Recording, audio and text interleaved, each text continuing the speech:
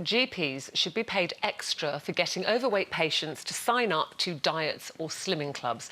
Now, this is a recommendation from the health watchdog NICE, who say doctors need to do more to identify patients who weigh too much and then get them to lose weight. So is this the answer to tackling the NHS obesity crisis? And it is a crisis, isn't it? Because it's, you know, £30 billion a year, it says it costs the NHS treating people with obesity. So if you can say to doctors, look, we'll give you a bit more money if you can then persuade your patients who are, you know, a lot of them morbidly obese, not a little, just a little bit overweight, to do more, to eventually stop them ending up in hospital where we have to treat them and costing 30 billion.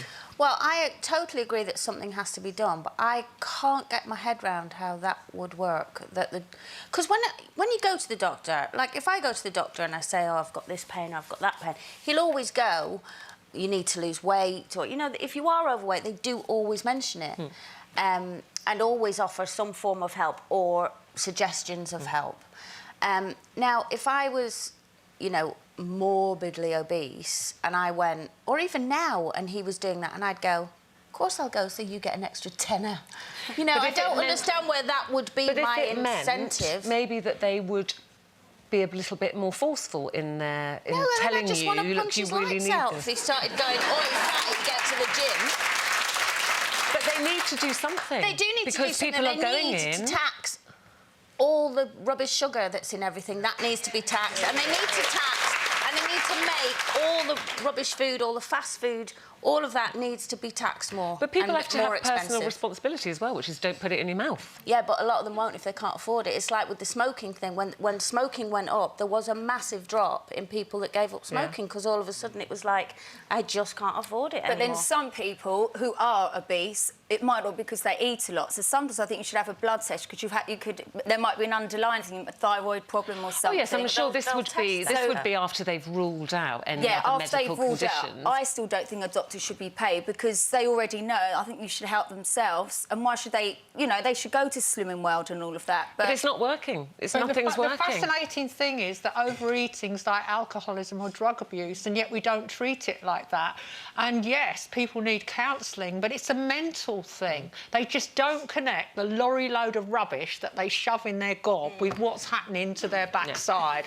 But the more you put in, where does it go? Yeah. It sits on you. And but then what do you do? They need to be... I mean, I've said this a lot in this programme. To me, it's about education. I agree with you. It's that people often aren't even doing it intentionally. It's a lack of education. It's a compulsion to me, it can't just be one thing. So I think you've got to educate young children. I mean, really young. I think you've got to get into primary schools and start teaching cooking and about nutrition and, you know, how much sugar is in things, because that will then go home with them. They are trying to do that more now, I think, in schools. Definitely. You've got to start with the minute children go to primary school, they own the food they eat. They're involved in the preparation of it, and they help to prepare it, and they understand food values from the age of 5, 6, 7, 8. It's never too young to start, because we've got to write off the generation of blobbies that are their parents, because they just have given up. And they say they've got no money, no time, blah, blah, blah. I'm not buying any of that. Interestingly, I've just come back from Australia where they've got exactly the same problem, and you could argue... Okay. I would have thought they'd be all very healthy and outdoorsy. They've got a massive obesity problem in Australia, and yet they've got countryside and wonderful swimming, fabulous scenery, and you live outdoors, but people still eat too much, and the portions of food are too large. So somehow people have to connect what's on their plate with what's going to happen to their bodies. Well, and plates have got bigger and bigger. Do you think it would be better? You know, like now on cigarette packets, they've got those revolting pictures on the back, and this is what it can do. And do you think, you know, if you went to the doctor, I'm not saying show pictures, but if you went to the doctor and he said, look, if you carry on eating the way you're eating, you know, you're going to take 10 years off your life. If they put it to you more... Yeah, I saw... Colleen, I've got a brilliant idea. On every bag of sugar, have a picture of a big, dimply, fat arse. Do you know what I did see actually a programme about a woman who had like three toes. That'll be mine then. She had to have 3 toes amputated through diabetes. Through diabetes, everything, and they were exactly. black. And also, I think for children as well, not such horrific pictures, but in terms of cubes of sugar. I mean, I think if you picked up a drink and it had 10 cubes of sugar, you know, so it's something visual, because you look at these little things on the back and it's tiny, isn't it? And there are all these different words for sugar. But I think, to me, it can't just be one thing. It can't just be doctors. We all have to take responsibility. You've got to have education, information. Yeah, but so does the food industry. Yes, completely. people that I make billions completely from agree it. with you there, Colleen.